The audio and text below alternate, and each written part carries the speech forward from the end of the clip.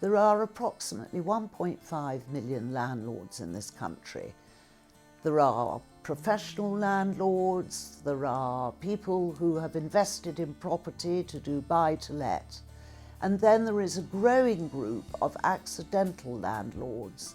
These are people who have either inherited a property through the death of a member of their family, or who, perhaps following a divorce, have moved in with a new partner and find they have an empty property suitable for letting.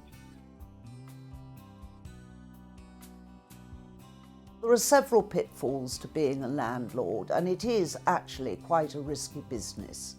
First of all, you have to factor in the time it's going to take out of your life to manage the tenancy, particularly if you do not live nearby. Secondly, you have to work out whether you have the financial wherewithal to cover things that can go wrong in the property. Thirdly, there is risk around tenants. First of all, your property may stand empty while you look for a tenant. Having found one, they may turn out to be not such good tenants, and in the worst case scenario, you might have to evict them.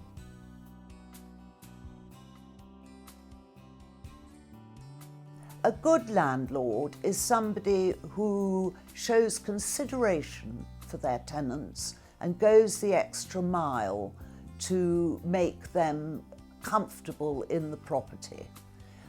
They're also somebody who are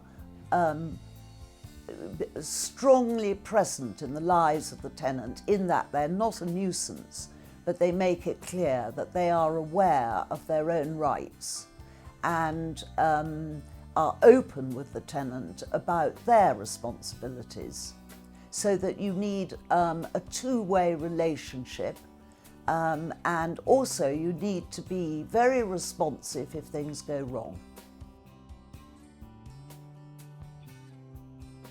A difficult tenant in a nutshell is probably one who doesn't pay the rent, but there are other problems that can arise before you get to that point.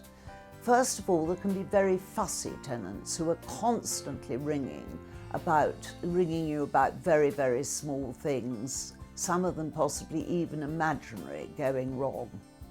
Then there are noisy tenants who play music all night, and you have the neighbours on to you complaining about them. But the worst category are the really difficult ones who damage the property, don't pay the rent, and who, in the worst case scenario, you have to take legal proceedings, which can in themselves be very expensive, to get them evicted.